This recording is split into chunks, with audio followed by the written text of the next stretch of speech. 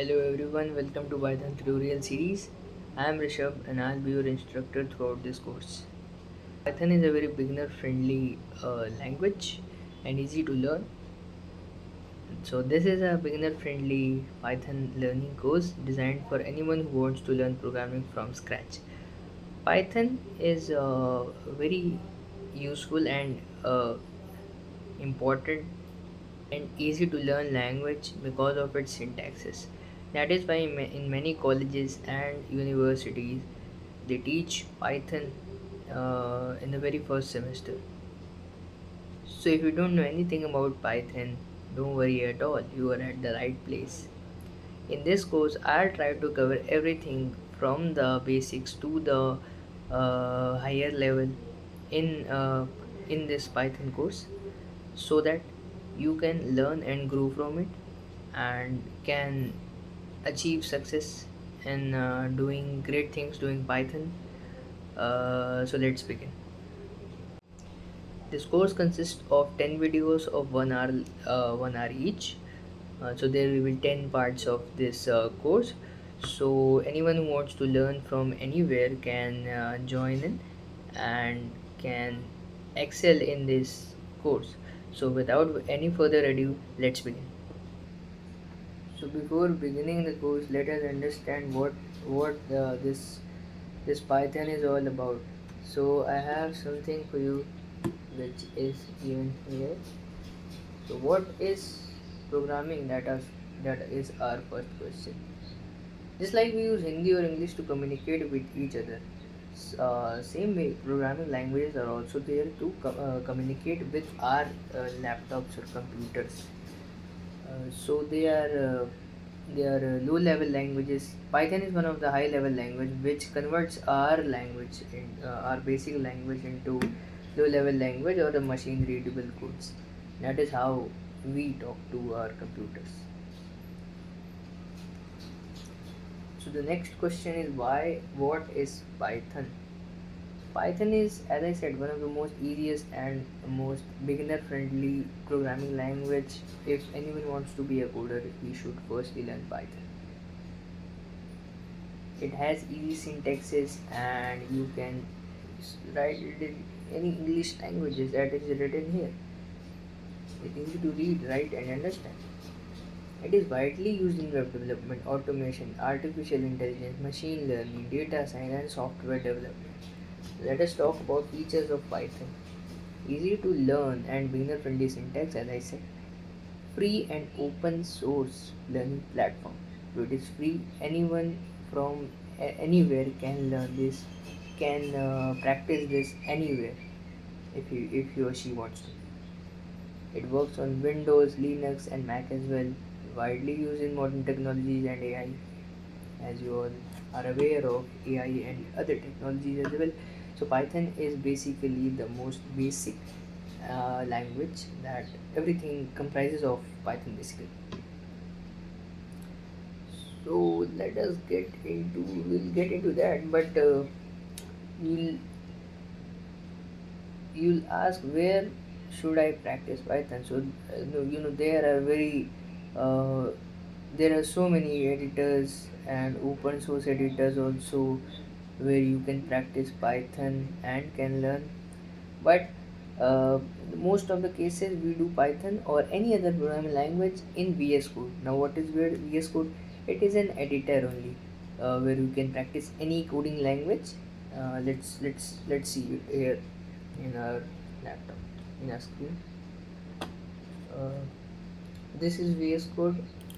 You go to this. You will is gonna type VS Code and then I have already installed it in, so you can download it for Windows or can download it for Mac as well. So let's get into it. This is VS Code. This is how it looks like. Folder. Here we will write Python, and then we are gonna open our VS Code. Here we are gonna open folder and look it up where we have installed. So here it is, the Python. select the folder, open the folder. This is Python, and this is the option where you can add new file, such as I would write it like first or first lecture. So I'll just add first.py. Now what is py here? Py is an extension that is used when we create a file for Python. So this py is a extension here, and first is our file name. First.py is our file name. And one more thing here in VS Code, if you just auto save it, just click on auto save, it will automatically save your file. You don't have to press control save all the time. It saves time. So that is the first reason why VS Code is most popularly and most widely used by people all across the world, because it has some very great features which we'll learn throughout this course, and we'll get into it once we start. Let's move ahead to modules. But before beginning with modules, I want to show you something in VS Code. Let us let us say that I write here print hello world. This is the most basic code we write in every coding language. We use print and then hello world in every coding language which we use. So let's just execute it. Here you can see a terminal window. Let me show you. You can see this is a cursor, and if I pull it up,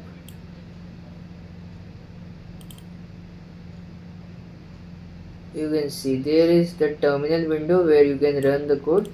Firstly, let me just increase the size a bit. This is okay. I hope this will be visible to all of you.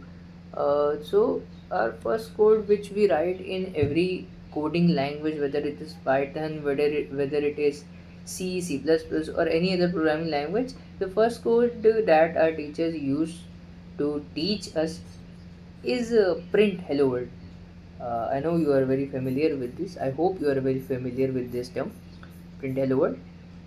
Print is basically nothing but just used to print the statement that which you want to print. So let us do print here.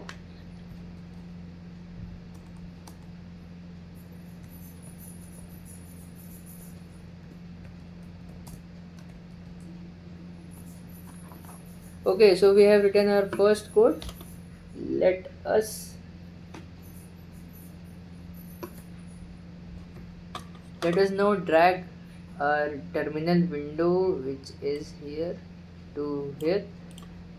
And since we are in PowerShell, we need to write Python post.py. So as you can see here, it is written hello world. The hello world is printed. So print is basically the first syntax that you will use in any coding language other than Python, and in Python as well. So print does nothing but prints the value that you want to print in your terminal or when you run the code. So that was print. Let's move ahead. Also, this here means nothing but we type python first.py. So this means nothing but our script ran in our terminal. That means our code ran in our terminal which we wanted to run. So that is the thing. And about that .py extension, many of you would be wondering why is that a py, why we cannot use anything. So this is the thing that we use whenever we create a file for Python. So you have to write py extension. Just like in games, whenever you install a game, there is a setup file which comes with .exe. So, just like that, a video is .mp4, audio is mp. So just like that, mp3. Just like that, Python uses its extension for the files which is .py. Now let us move ahead to module. So what are module? Let us write our very first, which we have written. Uh, Now, a module is a file containing code written by somebody else which can be imported and used in our program. So this is nothing but a module is like a book. A book is written by someone, and then you can gain knowledge from that book. So that book becomes a module, and the things which you are gaining from that book is becomes the knowledge, and knowledge is getting imported from the book in your head, in your mind. So that is how module work. Let us get to see how the modules work. So before beginning the working of module, I would like to tell you there are many modules like Flask for web app development, and the Django, which is also used as comes as a package, uh, which you can install by writing the pip install. To install the Django. Now let us import a module in our VS Code. Now here I would like to create a new file here, which I will name module.py. Now this py extension is most necessary as we will use it everywhere whenever we create a file. So again, to install a module you need a function, and that function is called pip. Now let us talk about pip here. What is a pip? A pip is a package manager for Python. You can use pip to install external module on your system. So to install any module on your system, you need something or the function which is the package manager called pip. So let us see what pip can do. We are here at the I have created a new module with the name module.py. Remember the extension should be py. There is no other extension for Python. So the extension is .py. I have created another file named module.py. Here we will come in the terminal, and we will write uh, let me clear this up first. Let us drag it down here, and let us write pip install. Let us install a module named Flask. So write Flask and press enter. Now see, here is all the pip Flask installed is here.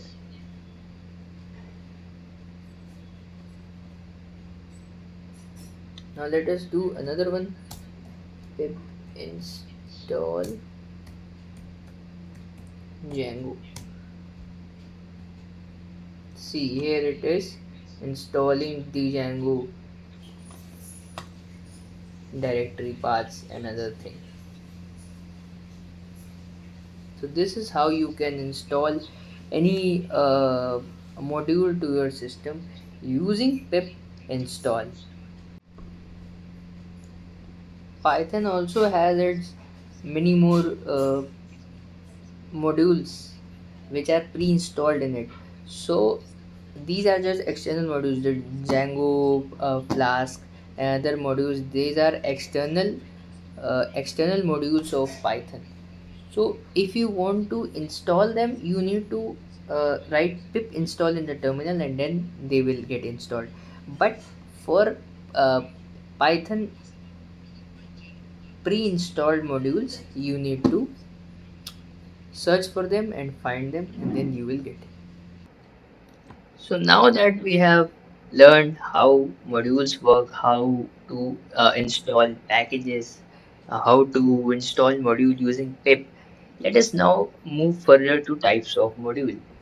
So there are two types of module, as I told you, external modules and internal modules. External modules are basically the modules which you load externally, like just like I did, pip install Flask, pip install Django.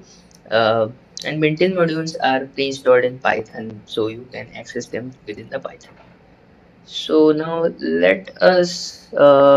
let me give you another example of how modules work, and I have a very good thing for you named PyJokes. Let's go to PyJokes. Here it is given install pip install PyJokes. Sorry, pip install PyJokes. We'll control C and then we'll move to this, and here I will write open the terminal and copy paste it and click enter. Let's see what it generates. So as you can see, PyJokes are installed, successfully installed PyJokes, as you can see here, successfully installed PyJokes. Now let us generate how to get those jokes. Uh,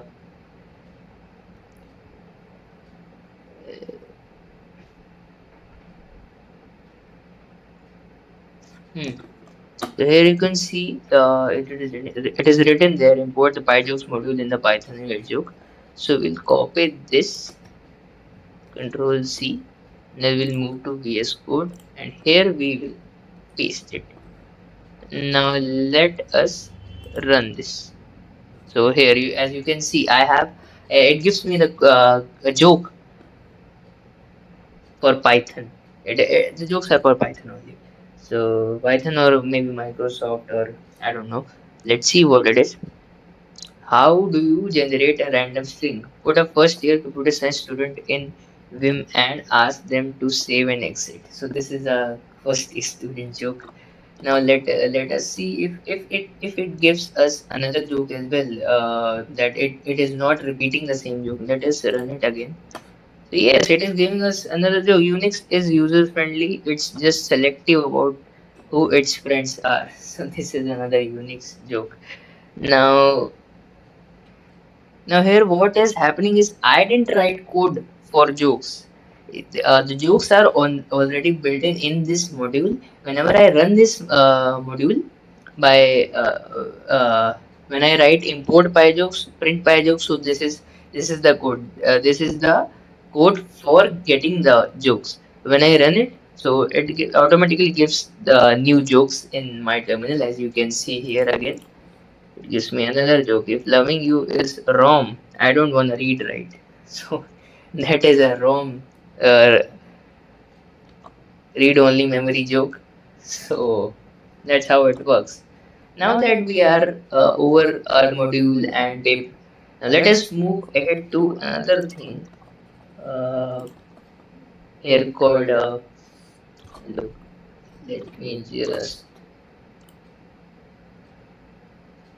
yes, how to use Python as a calculator. Now you can use Python as a calculator as well, but not in Python. In your terminal of your desktop, not in VS Code's terminal, the normal terminal which your desktop has.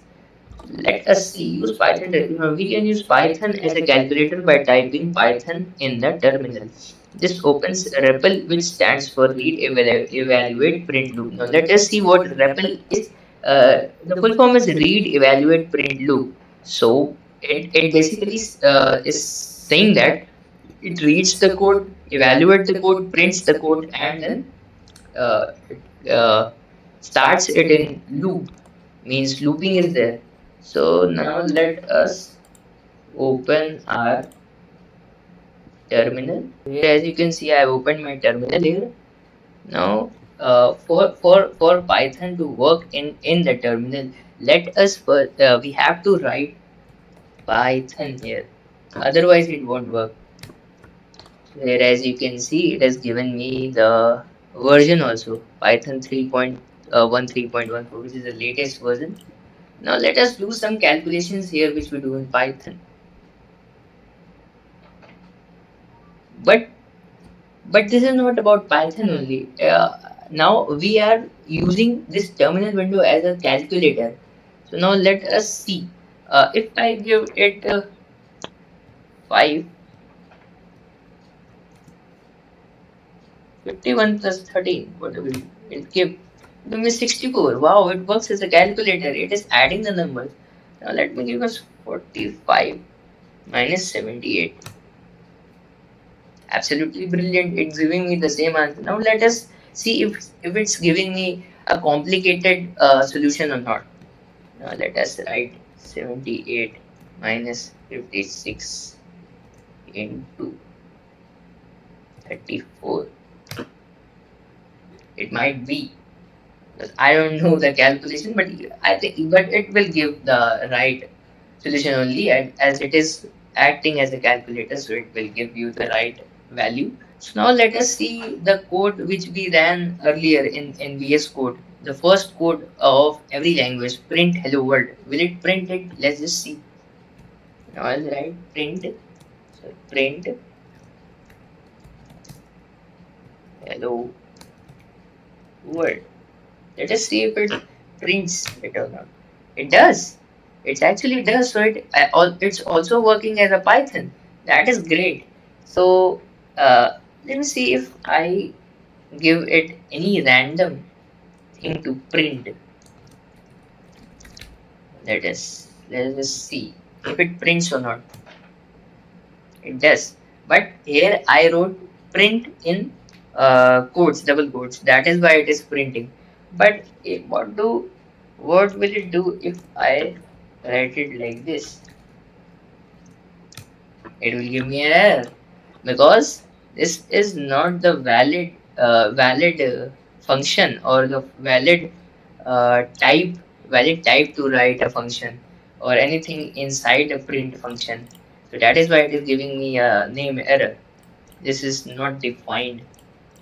So that is how you can use your terminal window as an calculator and also as Python terminal. This shows us that what is it doing it here? It's reading the code, evaluating the code, printing the code, and then keeping this process in loop. So that is why it is called REPL. When we use these things in our terminal window, it is called as REPL. REPL, R stands for read, E stands for evaluate, P stands for uh, print, and L stands for loop. So here what is it doing? When I give it 45 minus 78, it is reading. Firstly, it is reading this, then it is evaluating at the same time, then it is printing the value which is to be printed. Like minus 33 here for this 45 minus 78. So at the same time it is doing the code. So that is brilliant. Moving on from REPL, we have another thing here, which are comments. Comments are used to write something which the programmer does not want to execute. They can be used to explain code, mark author's name, dates, and add notes. So comment is basically nothing but a thing which a programmer can use on his end. Means if he doesn't want the user to see anything about it, he can just comment it out. So at the user end it will not be visible, but at the programmer end it will be visible. So there are two types of comments, single line comments and multi-line comments. We will get to that, but first let me give you an example of comment. Suppose here I write print printing jokes for this PyJokes module which we have installed. So here when I run this, you can see here it is firstly printing this printing jokes. Here it is printing jokes and the dot dot dot, and then the jokes are getting printed. Why did Microsoft name this search engine being? Because it's not Google. So this is a Microsoft joke. But if I want this to be seen as like I want to show it like if I'm working with another programmer, so I want I want him to understand that this is the thing we have used, this is the code we have used which execute jokes. uh, this function prints the code. So if I want to tell him but not the at the user end, the user will only see the jokes. But if a programmer is also working, meaning I have to tell him or her also. So for that, many programmers use this. So if you want to comment it out, you can use shift and then comment it out like this. Then it will not be printed. As you can see, this is the joke here only. No, this printing jokes. Uh, so it is very helpful when you are telling someone that this functions does what, or anything which is in the code, but you want to tell someone that this is not for the user end, but for your understanding, for my understanding. I have written it there. So for explaining anything, programmers use this comment. So this was a single line comment.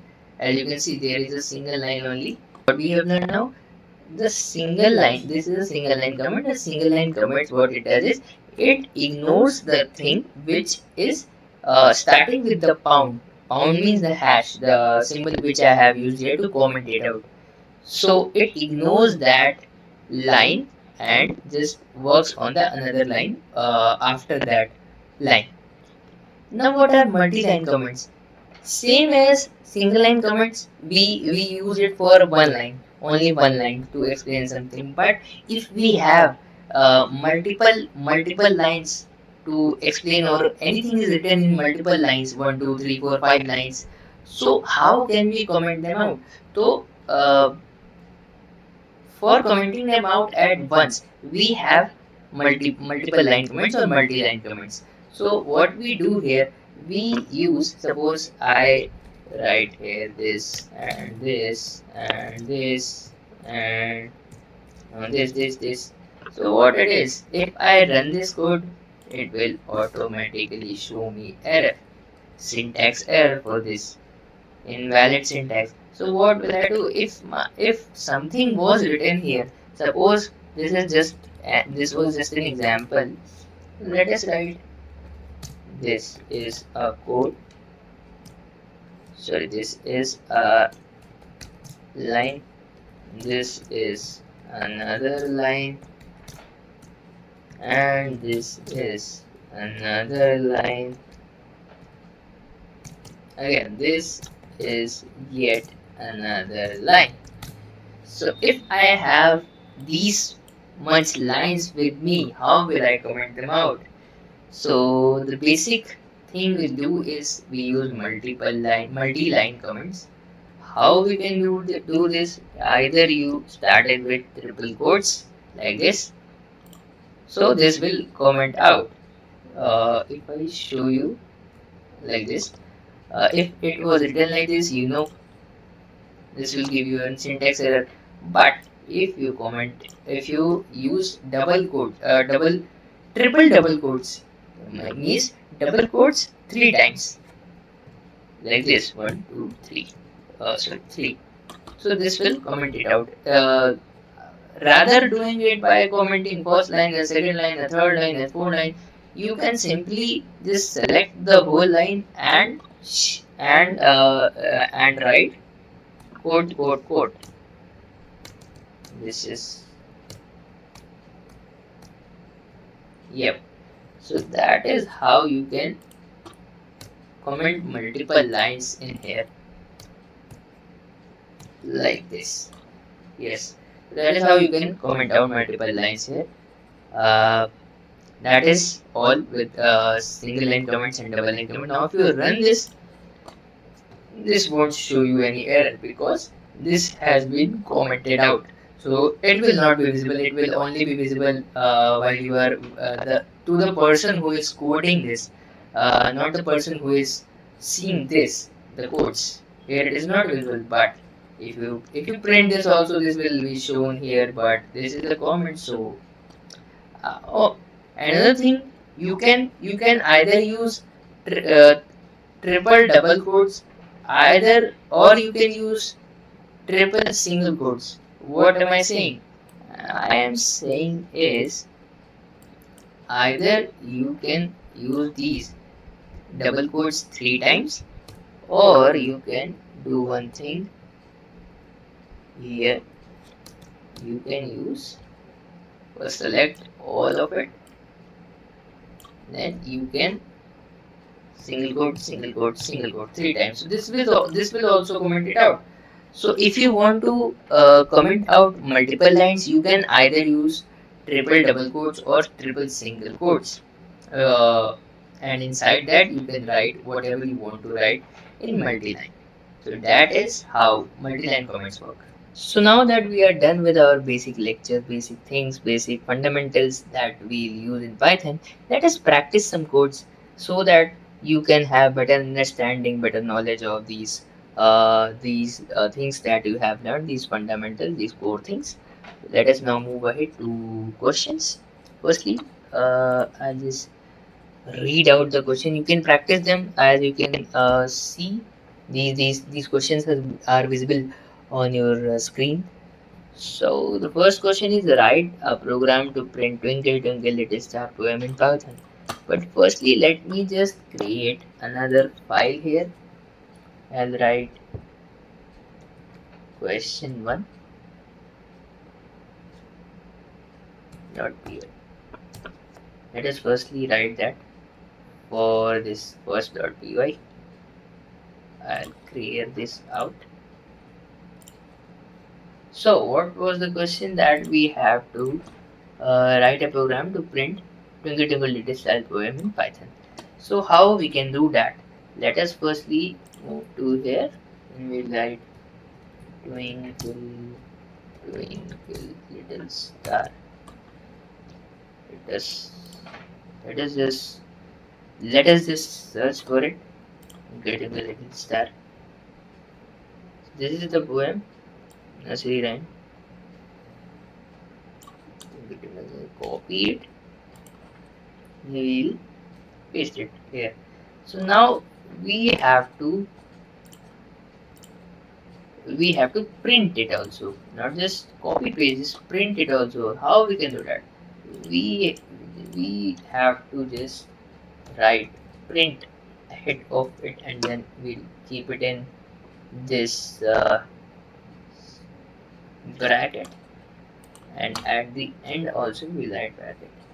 So will it work? It won't. The reason why it will not print it, because it will give error, because it is a multi-line thing, multi-line string. So how we can print it?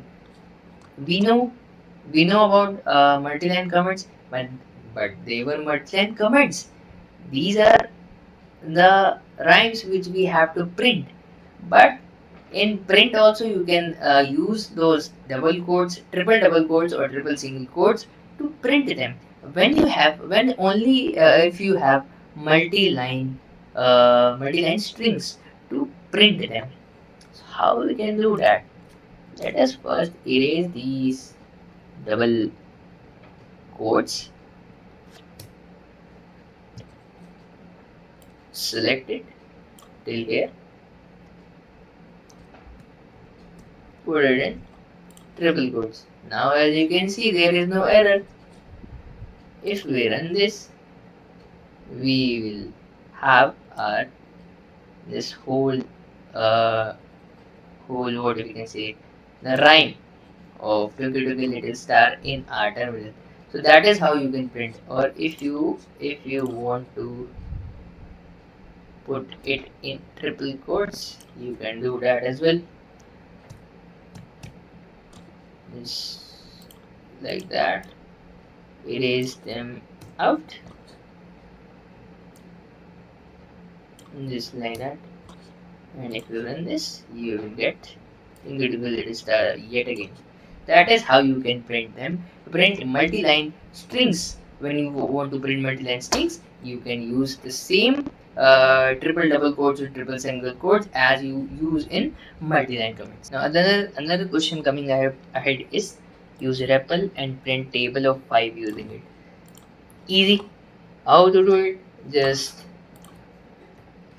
search terminal, write Python, and then sorry, 5 into, where is the asterisk? Asterisk 1 is equal to 5 5 asterisk 2, enter 10, 5, sorry, 5 into 3 is 10, 5 into 4 is 20,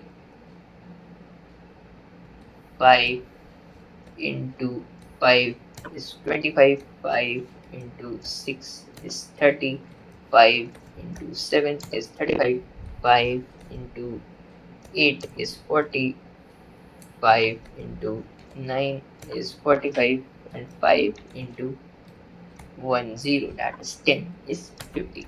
So that is how you can print your 5 table of 5 in Rebel. So the next question on our screen is, install an external module and use it to perform an operation on your interest. So for this question, I have yet another interesting module for you guys, which is pyttsx3. Here we can copy it, put it in, let us just, here we will write another code then for question number 3. The pip that we have, copied, we have to paste it here on the terminal here. Control V, install. So our UITTSX3 is installing here. Now let us go again to this website of PYTTSX3. Let us see how to use it. We can just copy it from here. It's still downloading. Let us wait for now. Now that this module is installed, let us paste the import, and it will say whatever is written here. It will just say, like you have seen Jarvis in Iron Man, like that it will speak. I will speak this text. So when we'll copy paste it, we'll run this. I will speak this text. See, it will speak like you have seen in Jarvis in Iron Man, like it will speak like that. So whatever is written here, it will speak it. Let us just erase it and write, my name is Rishabh. The spelling is wrong. My name is Rishabh. That is how it works. So it is very interesting. I just wanted to show it this module, so I just pick it up from there. You can also use very other modules as well. There are different types of module available in internet. You can search them and find them. Until then, let's move on to the next question. So the next question asks us, write a Python program to print the contents of directory using OS modules. Search online for function which does that. So for this question, I'll use ChatGPT here. Go to ChatGPT. So here I'll not suggest you to now, for now, do ChatGPT and all the AI for doing your question. Yes, you can do it for your knowledge, but just copy pasting it won't help you in future. So don't just copy paste it. I'll just to show you. I'll just here copy paste, because I don't want to read all the directories because they are so big. So let us just see. It is giving me import OS. This is the code. So just copy this question. Let's get us to VS Code, making file for question 4.py. Now let us paste this and run this. What will we get? Contents of directory. Here you can see files.py module. Here, whatever the code that I have written here is listed here, so that is how beautiful this is. But what about if I write here in the definition of path, where I only give slash? What will it give me? Just run this code. So it's giving me all the directories that are available in my system. How crazy is that, no? Just one code and you can hit. Now let us, if I write new folder here, a new folder. Now, new folder here. So it will not give me anything because there are no folder created, such as new folders file not found. So that is how it works. You can use uh, another thing. I will, as I said, I will not suggest using AI as I am dictating you using that AI also, but I will say not to use AI in your initial days because it is not beneficial for you in longer run. But to stay in this competitive era, this AI era, stay protected in this AI era. So you can use AI a bit, but not for copy pasting, but for your understanding. Now for question 4, it says label the program written in problem 4 with comments. So AI has already written this in C. Commented it out. The AI has ChatGPT has already commented out for our knowledge. So the answer to this question is given in this question only, answer only. So let's move ahead. Let's see what is there up next. Let us move ahead with variables and data types. First, let me just create another file here named variables.py. Now let us write a is equal to 1, sorry, b and b is equals to 2, and then print a plus b. So what is this? Here a is a variable. How? Because it is storing a value 1. It has a value 1. It has been assigned a value 1. It contains a value 1. B here is also a variable contains value 2. So a variable is nothing but a container which can store items or can keep items in it. Just like suppose in kitchen we have jars or boxes in which we keep our items such as rice, sugar, dal, etc. So bringing the same analogy here, if I suppose I say A is a jar which contains 1, that is sugar. Now B is a jar which contains dal, suppose dal, which is 2. So there are two jars A and B. Suppose a jar A is the jar one that has A, which contains value 1, which is sugar, is red color one. And now the jar B, which has value 2, which is dal, is a blue color jar. So whenever I ask you to give me red jar, so that means I am asking for variable A. That means the value 1 for the sugar, and the blue color jar I am asking for dal. So it is that. So a variable is nothing but a container which contains value in it.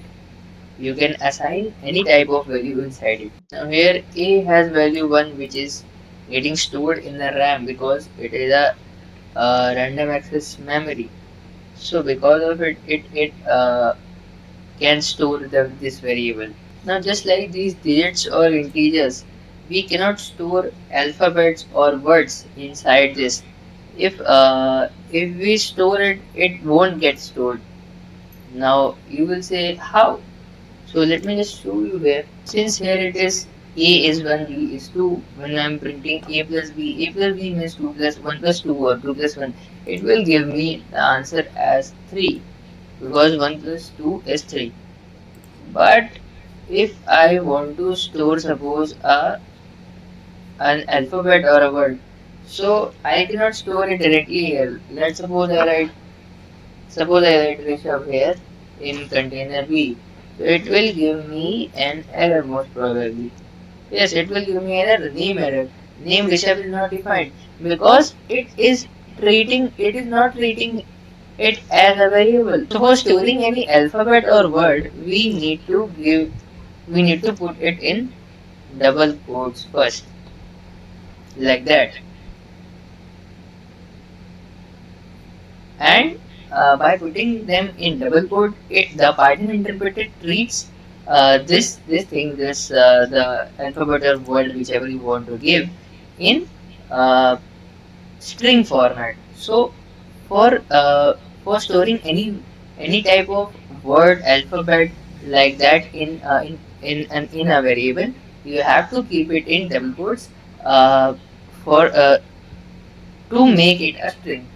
To make it a string, you have to keep it in double quotes. Now, if I run this,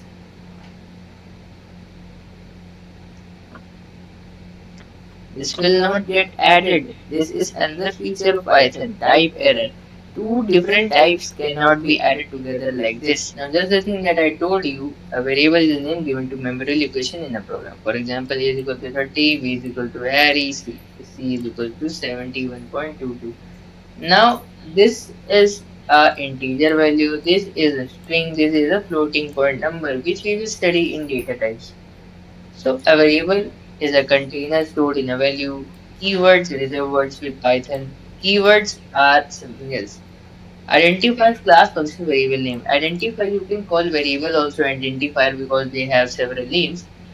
So again, now let's just moving ahead with data types. We have five types of primary data types in Python. Primarily, integers, floating point numbers, strings, booleans, and none. None is also a type of data type in Python. Now let me just explain it one by one to you in VS Code. Now let us just create another file here named data types.py.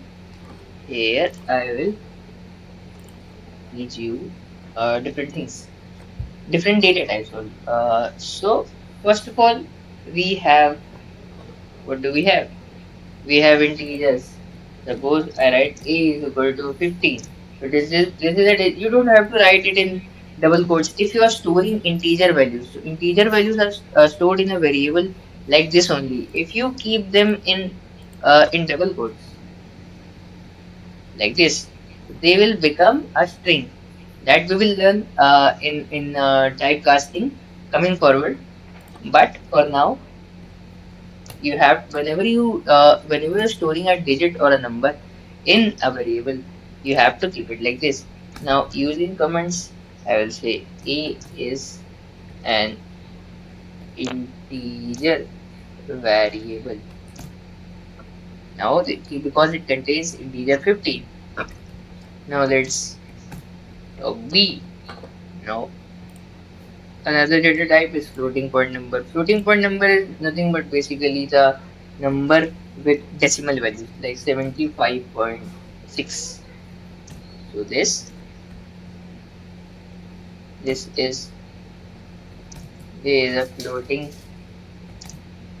point number. Now talking about C, we have strings. Now strings, as I told you, you can make anything as strings. Digits also strings. But yeah, strings are basically alphabet for storing alphabets or words.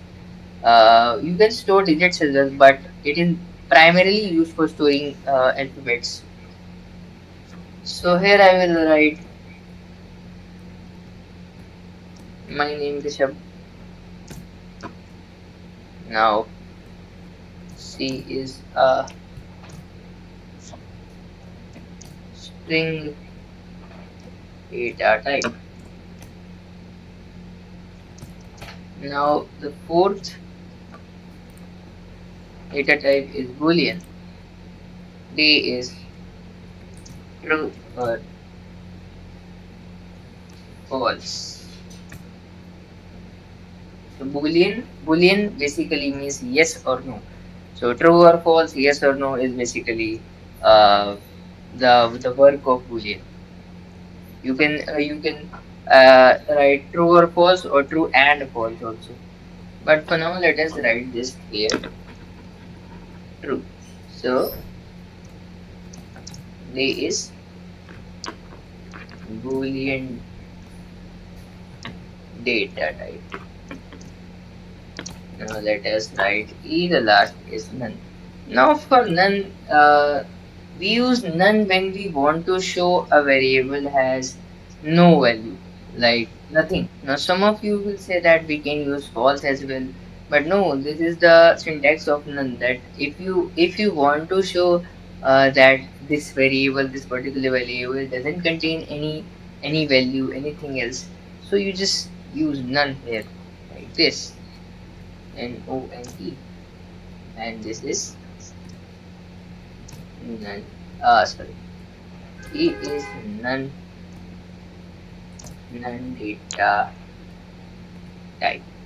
So these are data types. Now again, to solve the query of this none, uh, that question, we can use false also.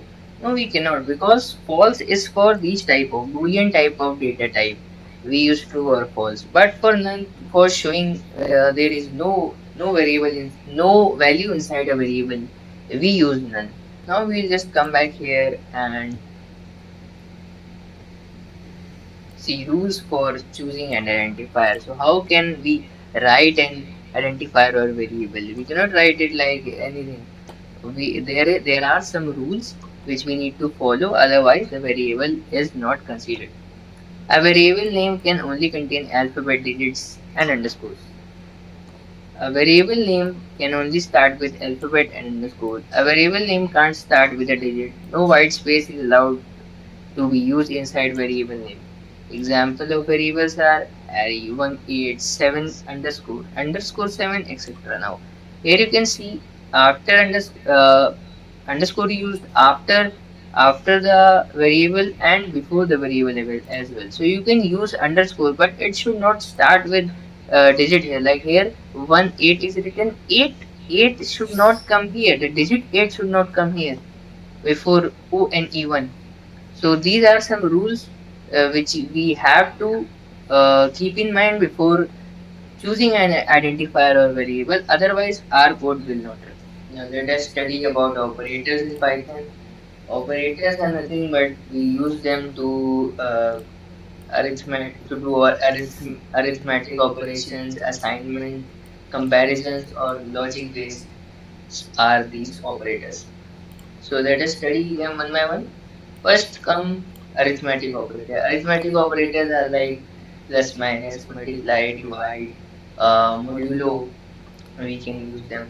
Now let us do them one by one. Creating a file here. Naming it as. Okay, so I have created a file here named operators.py. Here I will show you some arithmetic operators first. So let us write arithmetic operator. Now let us assign a is equal to 1, sorry, is equal to 2, whatever you want. B is equal to 5. Now let us perform the operations. Now this is addition operation. So I'll write uh, C is equal to E plus B. Print C. Now we'll run this, and as you can see 5 plus 2, here it comes 7. Now let us write subtraction. A, sorry, A minus B. Now print C. Here we'll get minus 3 because 2 minus 5 is minus 3. Now let us do what we should do. Now let us do multiply. We'll run it. Did it? Yeah, it did, and I clicked it 2 times. Now the answer is 10. This, as you can see, 2 into 5 is 10. Now we will divide it, but I would like to divide bigger number by smaller number. So I'll write b divided by 2. Sorry, b divided by a. Now let us. This is division operator. So here it comes 2.5. Uh, I didn't mean to do it because uh, now I could have divided 2 by 5 as well, but I wanted to look it more good because 2.5 looks like a good number, and we usually divide bigger number with by smaller number. So that is why I did that. But anyways, you can divide it like this also. A divided by b, a divided by b.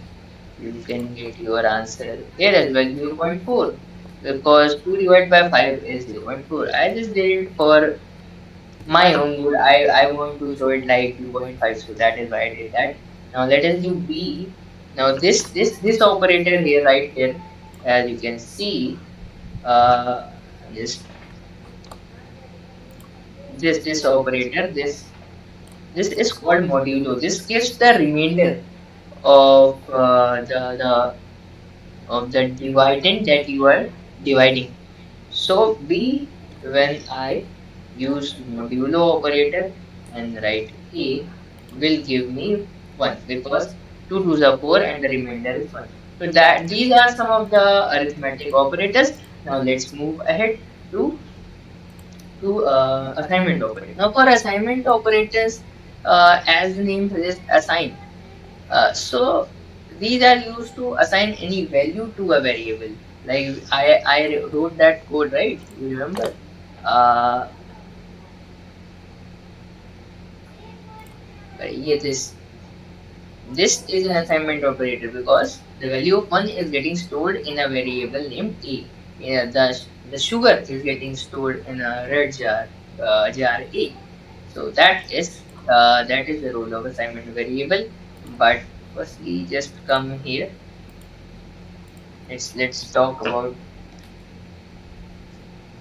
these assignment operators one by one. So here I will write assignment operators.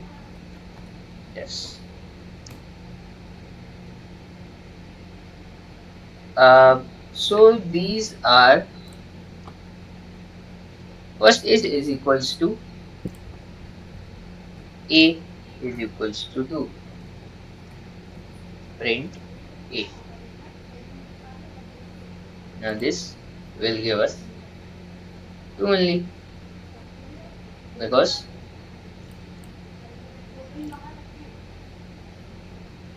I think there is a mistake here. Oh, it's printing C as well here. The this modulo operation. I'll just comment it out for now. Now let us now run this, and this will get us 2, because the value of a is 2. I have printed a, so this comes 2. Now let us do, since the value of a here is 2, let us do another operation. A plus is equals to 2. Now print a. Now this is nothing but a is basically getting added with 2. Value of a is 2. Now a is getting added with 2. This we can also write it as I in the comment. This we can also write it at a plus 2. So to take save our time, and I know not that much time is saved in here by writing this and this. But this is an assignment operator. 2 is getting assigned. Uh, 2 is getting assigned as well as getting added to this number, this particular number. So let us now print it, and we will get our answer as 4. Now 2 is coming because I have not commented out here. So this is 2, this is 4. Now let us do for same for my, I should do it here only. I know you will understand it. Now let's do a minus is equals to 2. So this is a is equals to a minus 2, just to save time. Now this is 2 because 2 minus 2 is 0. Now let us, you can do this with multiple operators, which assignment operators only, which I have which we have studied here. So let us now multiply it. This will become a multiply operator with value getting assigned. So this will become 4, 2 into 2, 4. Now let's do division here. So a will get this becomes 1.0. Now see, when we floor divide it, this is called floor division operator. So whenever we divide it, it gives us floating point value because it is systemized like that. So it will always give you floating point value. Now let us do modulo operator. So this gives remainder. This will also be 0. Yes. Now here see, the modulo operator didn't give us 0.0 or something like that. So uh, so keep in mind that whenever you divide floor division to any number, whenever you do division with floor division of any number, so it will give you value in floating point. But whenever you do modulus or using modulo operator, it will give you the remainder in integer format only, integer data type only. So these were assignment operators. Now let us talk about comparison operators. So these operators are used to basically compare two values, two variables with each other. Now let us meet another comparison operator. Here if I'll give the value C, first I'll just comment everything out here because now I've erased everything here just to be clear here. Now let us do comparison operator. Let us do 5. Then I'll give B is equals to 7. Now let us use all the comparison operators. Now the first operator is equals to. Now C is equals to A is equals to B. Now enter. Now print C. What will it give us? It will give us false because 5 is not equal to. Now equal to operator is used basically to compare between two variables or two values. Now this single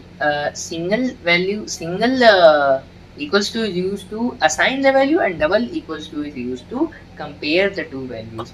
Now this is most important because some people forget about it, where to use two, double equals to, and single equals to. So single equals to is basically assignment operator when you are assigning any value to a variable, and that double equals to operator is comparison operator when you are comparing two variables or two values. Now let us what's next? What's next? Comparison uh, greater than. Let us see if A is greater than B, so that will be false. If A is less than B, that will be true. Now another comparison operator is less than equals to. If A is less than equals to B, so that is true. If A is greater than equals to B, now that is now that is false. So here if I write if I give value 5 to B, now will it be greater or equals to? It will be true because this means greater or equals to. Uh, Either or, wherever or comes in between, it means either one of the values should be true. Either 5 should be either A should be greater than B, 5 should be greater than 5, or 5 should be equals to 5. So 5 is equals to 5. Now here I have write greater than or equals to. So these were some of the comparison operators. Now let's move ahead to logical operators. And logical operators are basically three: and, or, and not. Now let us see them one by one. Logic. Oh, sorry. Comment it out. Logical operators. Now let us write A is equals to true or true or false. Now this will print A. Sorry, A. Now this will add file run this. This will give me true because how this will become true, you would ask. So any number which is a true of itself is a true of itself. That's a statement, because a number is true to itself, because 5, like if I give you example, 5 is true or false, 5 is true or false, 5 is a number or not a number, 5 is 5 or not 5, so 5 is 5. So that is how true or false come in place of this here. Now if I write uh, b is equals to true and false, let's see how will it give me when I print b. If I run this, it will give me false, because b, because in this both the conditions should be true, so either it will give me true or false. Now c is equals to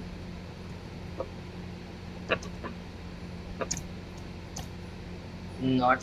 Now not is basically the converter, it converts true to false and false to true.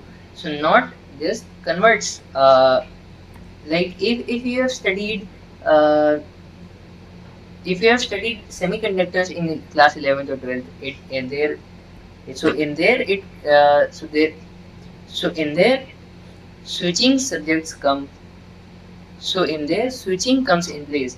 It is just like that, 1 or 0. So we use not to get to change the value. If or operator is used, 1 or 0 is becomes 1, then we use not to be to make it 0. If 1 and 1 is there, so it the value becomes 1. Then if we want to convert 1, then we use not operator, so it will convert the same here also.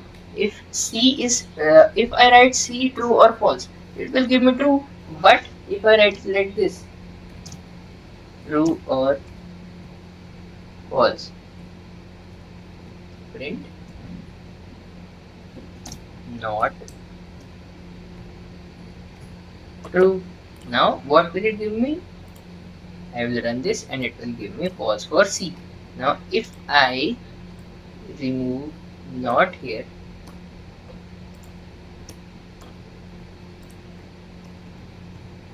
if I only write print C here, it will give me true here, because just like true or false here, print, if I gave A true or false, just like that, true C true or false. Now if I did this, not true, so this will be false. It should be true, but it is false because I have used not here. So these were some operators we generally used in Python. If you are still not able to understand, I can give you a truth table for this. Now let me just give you the truth table for and, or, and or, and in this programming. Now here I am creating a truth table for you to get the basic understanding of or operator and operator, just like you if you have studied in semiconductors. Now let us see. Now if you want to just copy paste some lines here, you can use alt shift and down arrow key to just like that, just copy paste it like this. So this becomes very easy. That is why I'm saying VS Code is used by many programmers, just because it provides so many features for you which other editors can't. So let's just move ahead. Now here I have created every truth table for or and not for your basic understanding. Here you can see true or false is what, true is what, false is what, false or true is what. And in and table same, true and false, true and true, false and true, false and false, and now not. So now for not can only use one operand to operate on. So here as you can see, true or false, it only needs 0 or 1, means true or false boolean operator, just to work on it. So it can convert true to false and false to true. It basically converts one from one to another. And let us see, if I run this will give us true or true is true, true or true is true or false is true, true or true is true, false or true is true, false or false is false, true or true and false is false, true and true is true, false and true is false, false and false is false. And now at the end, not operator, not true is false, not false is true.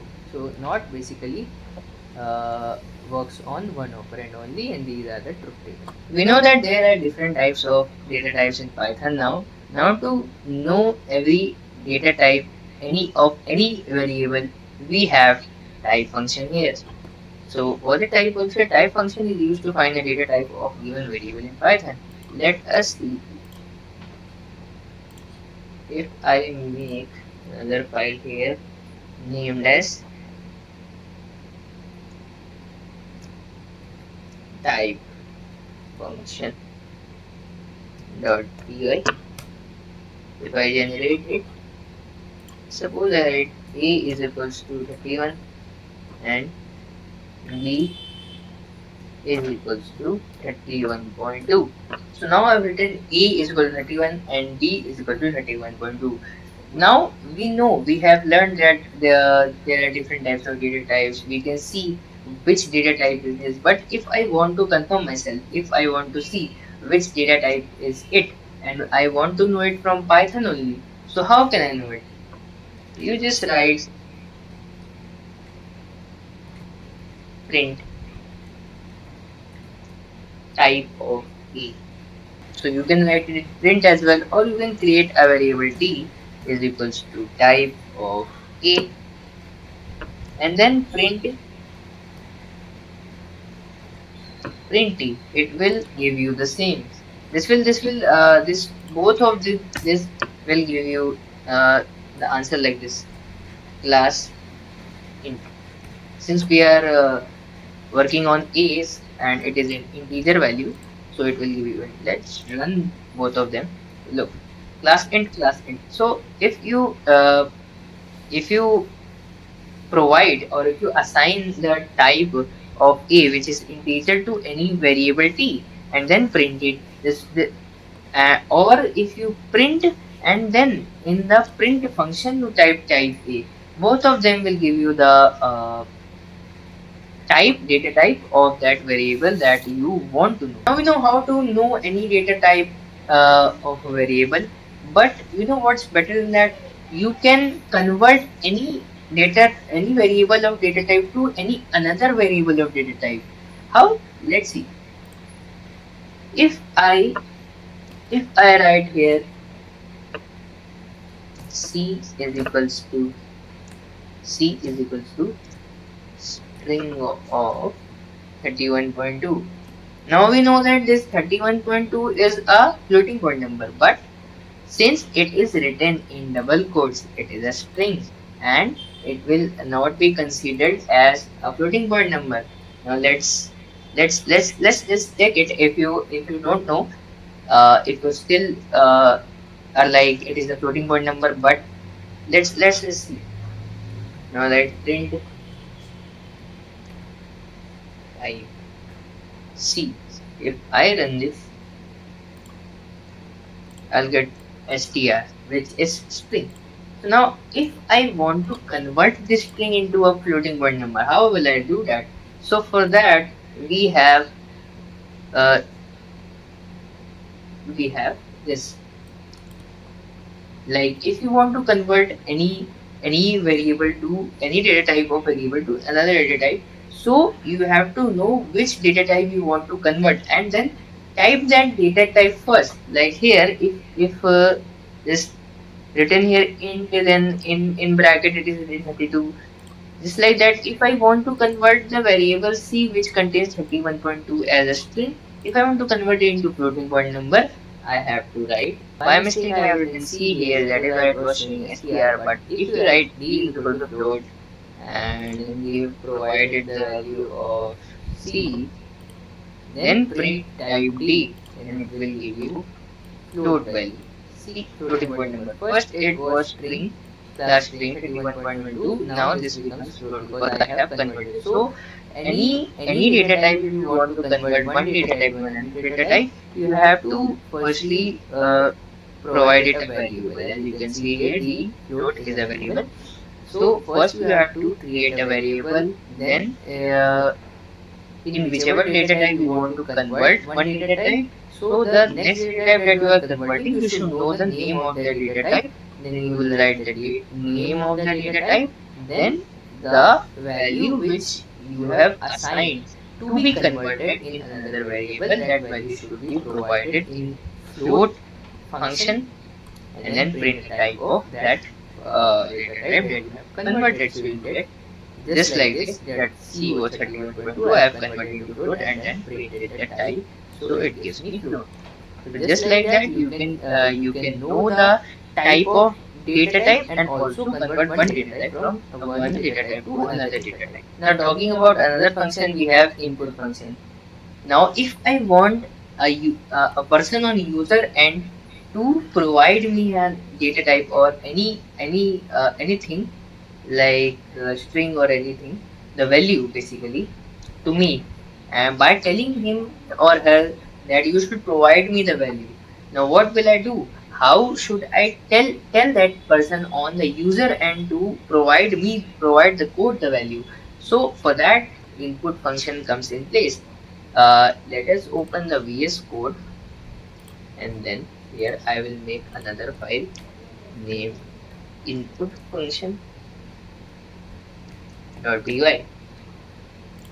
So here if you see, if I want to like take a number, let's suppose I am taking a number from a person from user end.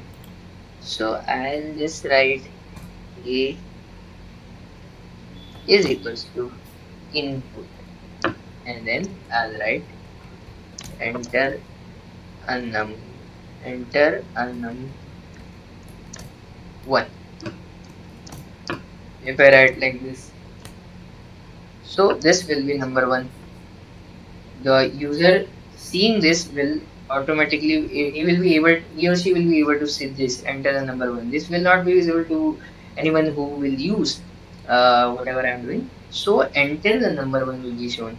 Now let's take another number. As I said, Alt Shift and arrow down key will give you the same replica of the thing you have written, so it becomes very easy for you to change if you want to change a small thing.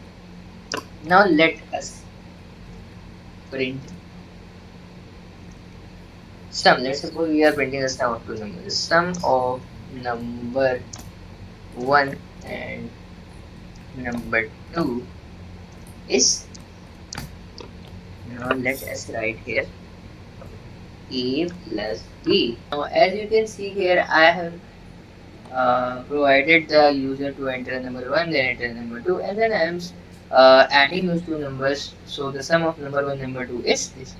So now I will open this terminal here, and let us just first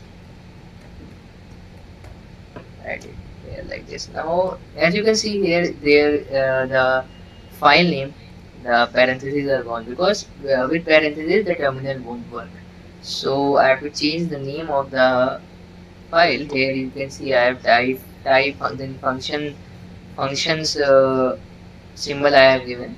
So when you are working in terminal, you have to remove these function parentheses.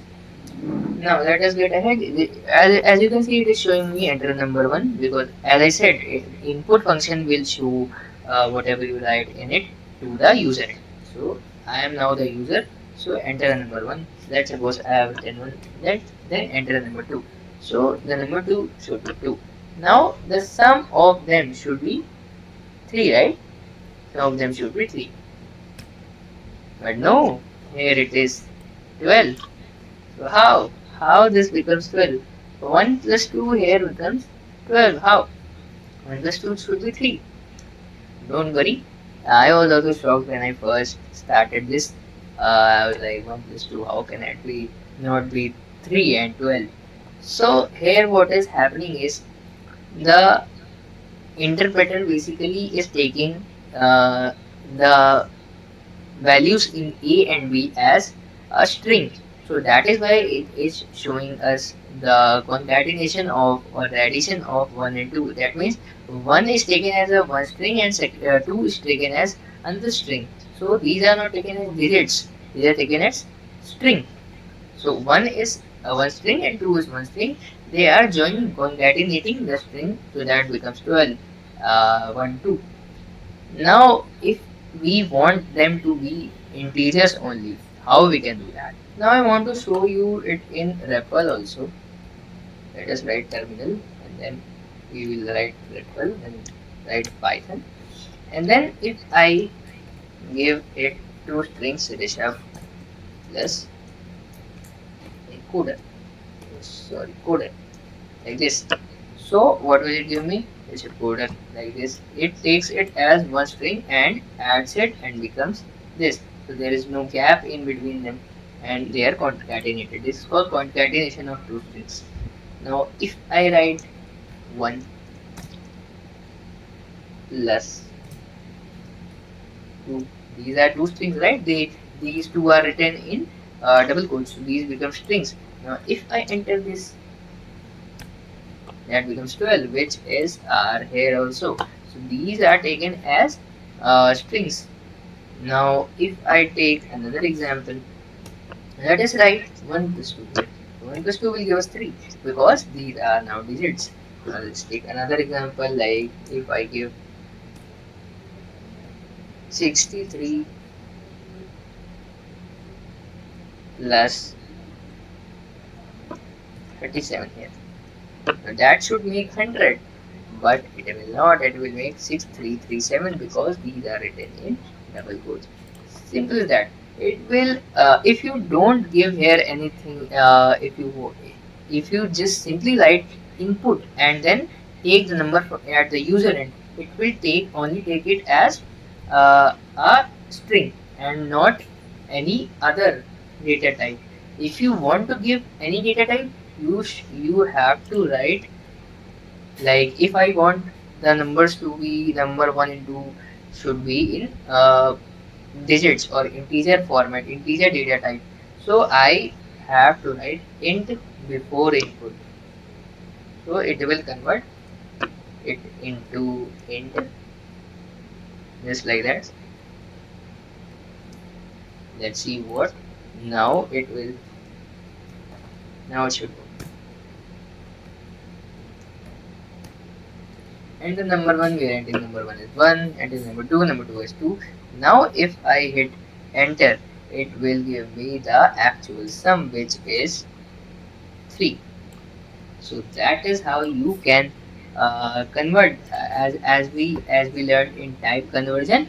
So if you also want the user data which he or she is giving you also should be converted into this data type firstly, then you should always put the data type in front of input, so that the user, whoever is giving the data, should be converted into that data type which you want firstly, and then the operation should begin, and the the output should not be wrong. Now what will happen if I give it a string of alphabet?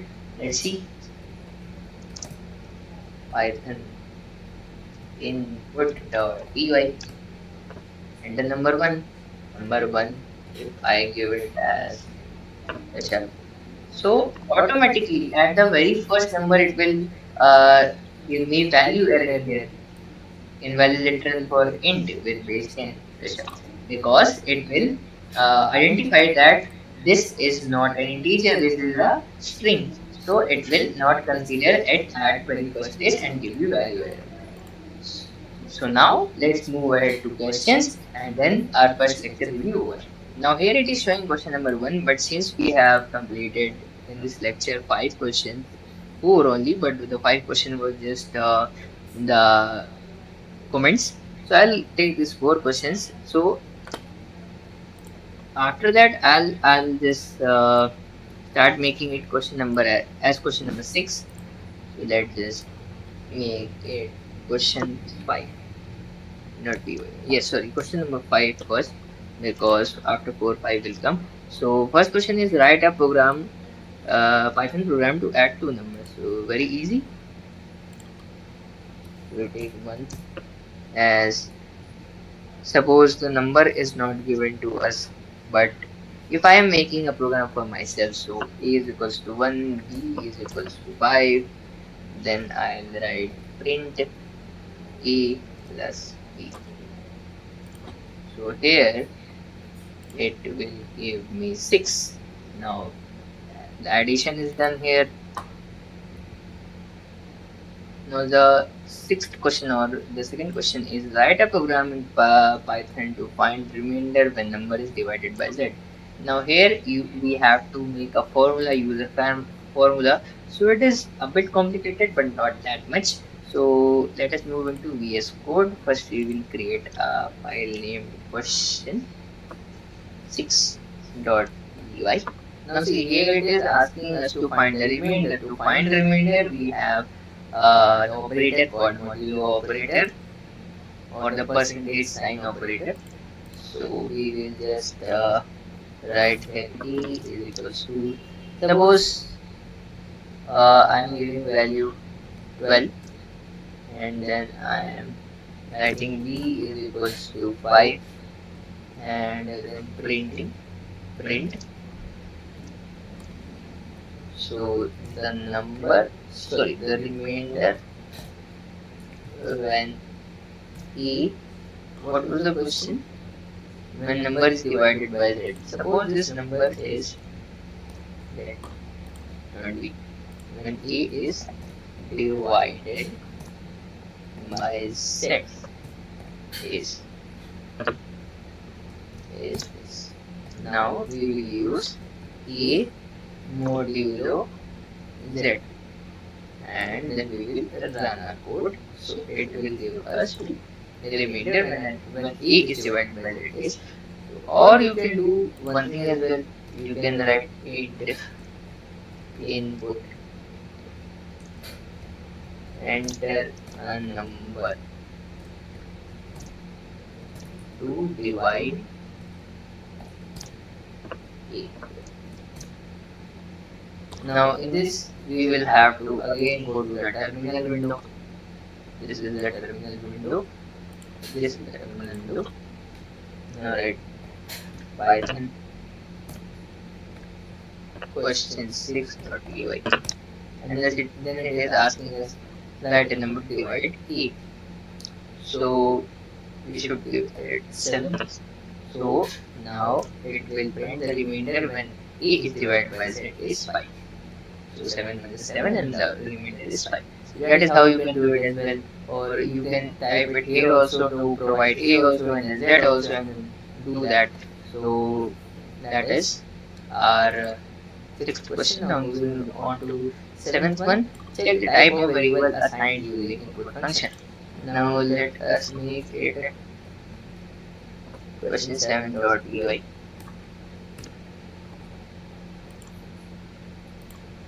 Check the type of variable assigned to the input function. So let us suppose a is our number. So we will write input, enter a variable. Let's suppose we have written this. Now we say b is equals to type of a. Now we will print b. Now let us open the terminal window again. Now let us write here, open the terminal window again. Why it is not showing here? Let us write Python question 7.py. Enter a variable. Now let's write Rishabh.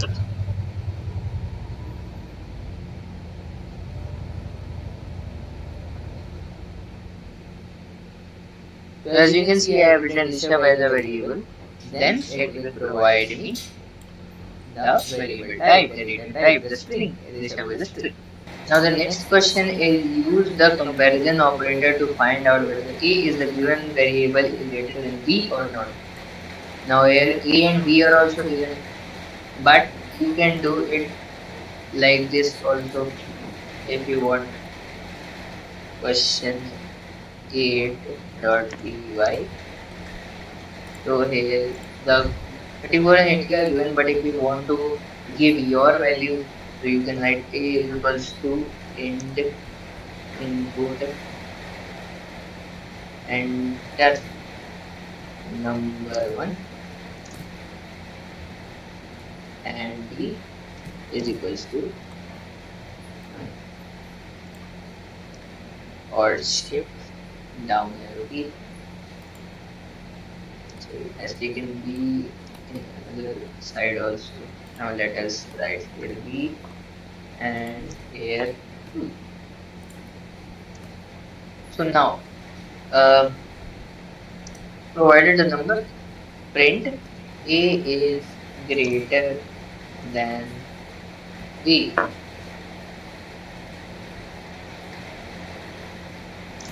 So here you will get true or false later. A is greater than B. Now let us open our terminal window here. Write Python questions 8, the name of the file.py. Enter number 1 as 34 and 80. So we will add 34, then 80, and it will give us false because 34 is not greater than 80. Let us move ahead to another question. Question number 9. Write a Python program to find average of two numbers entered by the user. Now it is saying entered by the user. So what we are going to do the same thing as we did in here. Now let us copy this. Control C. Then Control V. The two numbers are here. It is saying us to find the average. So print the average of two numbers is let us A plus B divided by 2. Now you should have a good this is a good practice of writing everything in bracket if it is necessary, because you can say that Python will take care of it, Python will know this is what mark is, but it is necessary to write it like this to make it cleaner and quickly visible type of thing, because like this you can see it is visible, like it will firstly add a and b and then we will divide it by 2 to get the average. So here I will take terminal again, write Python questions 9.py again, enter number 34, then I'll enter number 16. That will give me 25 because 13 plus 16 is 50. So the average of these two number is 2. Sorry, 25.0. And since I divided by float division, so it is giving me the answer in floating point variable. Now let us moving ahead. Let us move ahead to another question, the last question of this lecture. Write a Python program to calculate the square of a number entered by the user. So firstly, we will create a file here, question10.py. Let's close the terminal. Now let us take A is equals to int input. Enter a number. So the user will enter this number.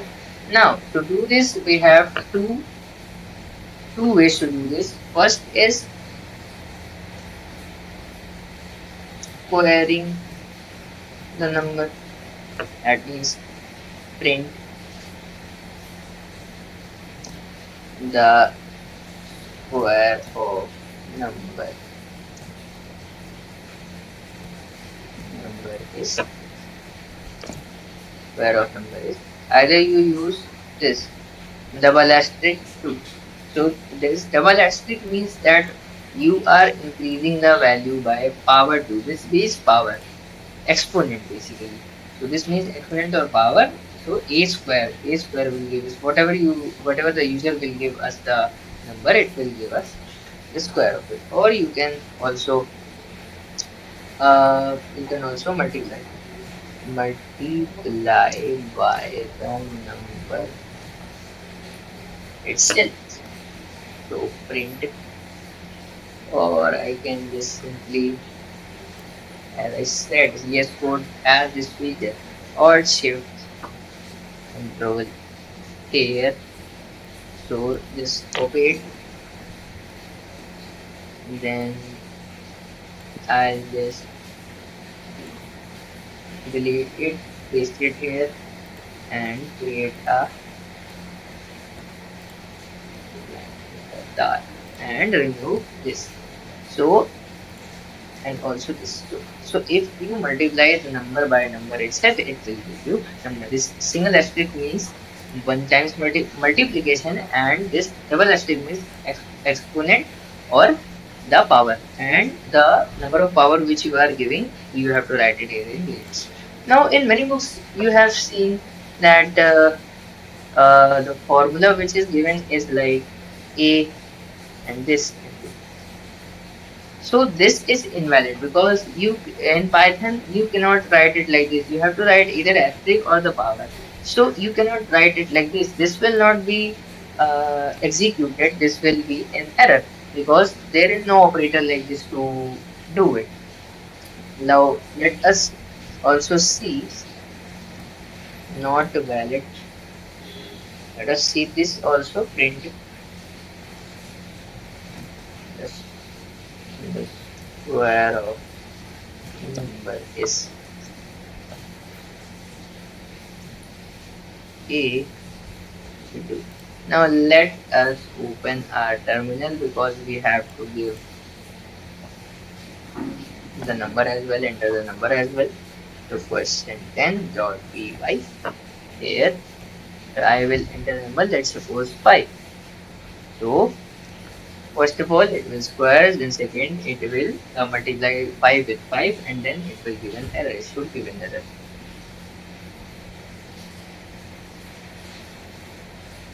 See here it is, I think it is adding the number with 2. I have given 5, the square of 5 is 5, the multiply of 5 with 5 is 25, the square with 2 is 25, but here the exponent, I think it is taking it as 7. Now let us add, if I add 3 here and then run it,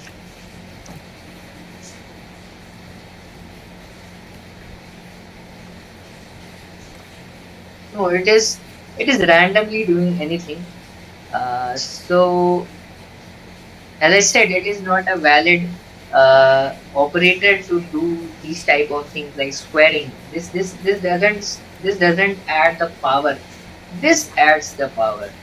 We use it in our calculator or any other if we are writing something professionally, but this is not considered here in coding, especially in Python.